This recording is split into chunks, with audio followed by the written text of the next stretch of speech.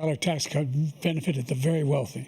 What I'm going to do is fix the tax system. For example, we have 1,000 trillionaires in America. Billionaires in America. If they just paid 24%, 25%, either one of those numbers, they'd raise $500 million, billion dollars, I should say, making sure that we're able to make every single solitary person eligible for what I've been able to do with the the COVID. With dealing with everything we have to do with. Look, if we finally beat Medicare.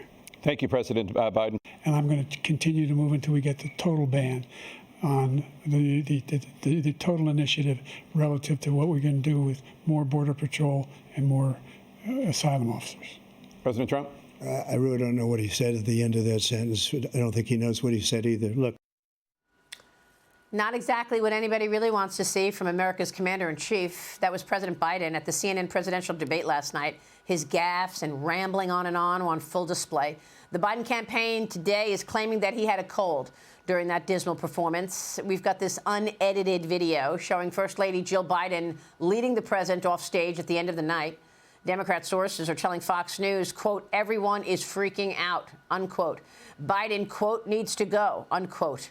But there's no replacing him, quote, unless he agrees, unquote. Joining me now is New York Times bestselling author, KAConsulting President, Fox News contributor, pollster, and former senior counselor to President Trump, Kellyanne Conway. Kellyanne, good to see you. Always a pleasure. Your reaction to the debate, Kellyanne? I think we're burying the lead here, Maria. The Democrats want us to talk about replacing Biden because they don't want to have us remember that probably 6 to 12 months ago, 70% of the country said this guy shouldn't run again. A majority of Democrats, senior Democrats, have ignored the will of their very voters. They're so elite, they're so racked by Trump derangement syndrome that they couldn't do the responsible thing for the country and have this man, and his vice president, by the way, step aside 18 months ago and replace them with somebody whose policies would be just as bad, just as leftward leaning. But let's not forget what the real issue here is. It's not just style, it's substance. This man has ruined prosperity and opportunity and security and affordability and fairness and strength for this nation, for America herself, Americans, American industry, you name it. We are flat on our backs. And so they want us to focus on, they want us to look past the substance of last night, where President Trump was not just defending his record, but explaining it. And these people have fallen down on the job. I think it's been a disgrace to this nation that they're so afraid of Donald Trump being president and commander-in-chief again that they would pretend that we all don't see what we see with our own eyes.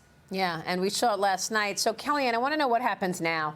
There are 40 days until the Democrats need to nominate their ticket, the president and the vice president officially nominate, obviously, and that is the Ohio ballot. The Ohio ballot is August 7th deadline. So what can Biden be removed from the ticket? What needs to happen? What are the conversations going on right now in the Democrat circles, do you think? Well, if he leaves the ticket, he may not leave the presidency. So it's not that Vice President Harris would step in. People are afraid of her, Maria. Let's call it out. There are 2 words, 12 letters that are really keeping Joe Biden in his job. Kamala Harris. There's no confidence in her competence. You think he's unpopular. Look at her polling numbers. And by the way, folks, Kamala Harris's polling numbers aren't pathetic because of racism and sexism. It's because of eyesight and hearing. We've been watching and listening to her for 4 years. She is unimpressive. She doesn't take her job seriously. You don't believe me? Look at her schedule. It's public every day. It says, most days it says there is nothing on the vice president's public schedule today. How is this possible? How is everyone you know busier than the vice president of the United States? So she's a disaster too, and she's been job security for this wax figure of a president that we have at the top of the ticket. Joe Biden would have to take himself out. I think the play there 18 months ago, and I've said it on Fox many times in Fox Business, let me just say it again. The trifecta for Joe Biden could be presented this way. Look, you finally got the brass ring. You ran 3 times for president in 2 different centuries. You finally won. Number 2, you got rid of Donald Trump. Thank you. Number 3, you can now, at the end of your career, you can elevate and help us elect the first female president, first female of color president of the United States of America if you just step aside and let her step in. Who wouldn't take that deal? But they're too arrogant and proud and ignorant about the will of the voters. Let me say something. I don't care what Democrat they run against Donald Trump. That person, if I have anything to say, will be made to eat and own all the Biden policy failings and flailings. Not one of them, Whitmer, Newsom, not one of them has ever stood up and said, you know what, this guy doesn't have what it takes. We acted too long to take action on the border. Inflation is a disaster. Not one of them has said it.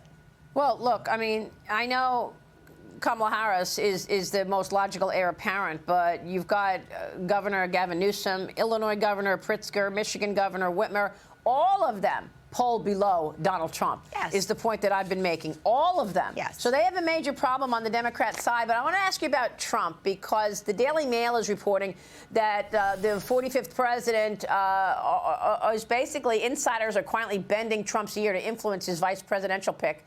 They write that Florida Senator Marco Rubio can count on you and your influential support. Kellyanne, Republican National Committee Chairman Michael Whatley told me yesterday Trump's probably going to announce his VP pick any day between now and the beginning of the convention, July 15th. Are you supporting? Did you tell President Trump you wanted to be Marco Rubio? No, what I've told President Trump is that he should have someone who's not a distraction or a subtraction, should be additive, not have the president having to answer for that person's scandals and statements in the past. Number two, someone who could help him win. Someone who, 3, govern, and 4, be ready on day one. That describes a lot of people. But I said Senator Rubio because President Trump put some other people out there as well in that same conversation. But I think Senator Rubio would be a great asset. It's President Trump who's already winning more of the Hispanic vote without a VP. But you get Senator Rubio on Spanish language radio. You get him to go back to the Senate as vice president and whip those votes with the Democrat and Republican colleagues that he served with.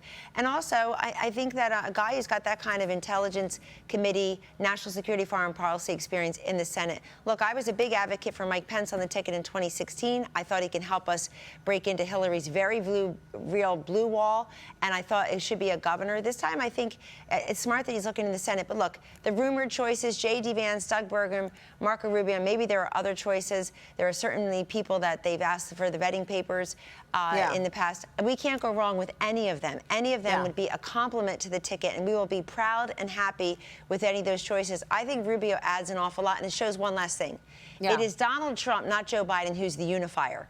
Trump went to Washington last week. He said to David Valadao, who voted to impeach him, let me know I can help you. He endorsed Larry Hogan, who said I won't endorse and vote for Trump. He sat with Mitch McConnell. Putting Marco on the ticket is a big unifying moment. Well, I'll tell you, it's been Trump that has been knocking down those blue walls, right. You know, ripping through the South Bronx and Pennsylvania, Philly, you know, California. Trump has been doing that and garnering huge crowds in these very deep blue areas. Kellyanne, always great to get your take on all of it. Thank you. Kellyanne Conway. Stay with us. We'll be right back.